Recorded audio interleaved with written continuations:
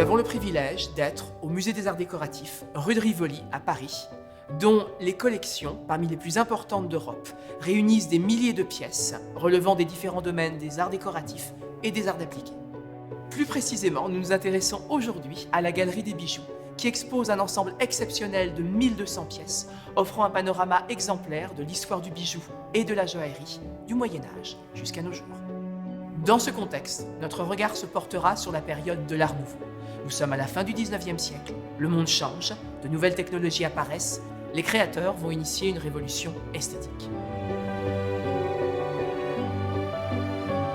Le salon 1900, dans lequel nous nous trouvons, en est une parfaite illustration. Ses lignes souples, ainsi que son inspiration florale, sont des caractéristiques du style Art Nouveau. Parmi les créateurs de cette époque, Paul et Henri Weber portèrent ce style avec éclat. Regardons un merveilleux ornement de tête, le peigne cyclamen, chef-d'œuvre présenté à l'Exposition universelle de 1900, au cours de laquelle ils reçurent un grand prix. Composé d'or, d'ivoire, d'opale et d'émaux, ce peigne a probablement été conçu en 2 temps. Tout d'abord, la structure du peigne à 4 dents a été sculptée dans un bloc d'ivoire de beau format. La partie supérieure de cette structure s'ouvre en 2 feuilles creusées de nervures d'or et incrustées de plaques d'opale. Par ailleurs, la fleur de cyclamen et son bouton en or portent des pétales émaillés. Cette technique d'émail translucide consiste à remplir une forme sans fond qui aura été posée au préalable sur un support avec un mélange composé de silice, d'eau et d'oxyde. Après cuisson au four, on détache la forme du support pour obtenir le décor final avec ce jeu de lumière. La structure en ivoire et le décor floral sont finalement réunis par des éléments de fixation en or visibles au dos du bijou.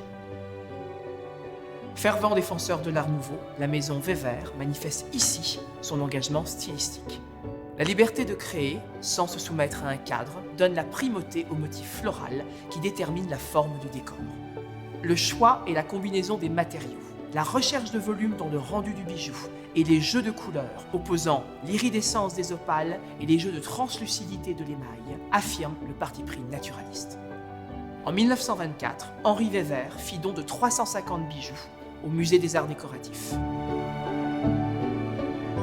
Collectionneur, bibliophile et joaillier, il sélectionna des pièces de provenance et d'époques variées, dont seulement une 60aine venaient de sa propre maison.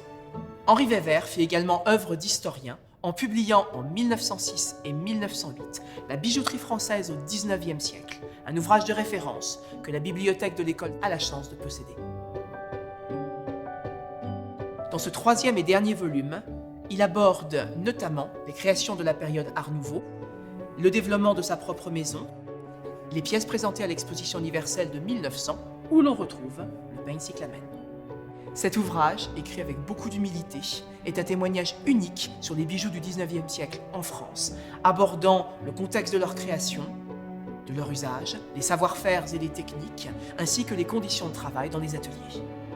La puissance créatrice de la maison Weber fut largement admirée par ses contemporains. Léonce Bénédicte, conservateur au musée du Luxembourg, écrivait en 1900 « Monsieur Weber a eu l'ambition de faire dans la joaillerie œuvre de vrai artiste. Il est parvenu à créer un style bien personnel, remarquable par l'écriture du dessin, nette, franche, bien déterminée, le sentiment des justes proportions entre les divers éléments du sujet, le rythme toujours sensible et sans confusion, le travail sobre et peu chargé. Il faut que le bijou se lise facilement. »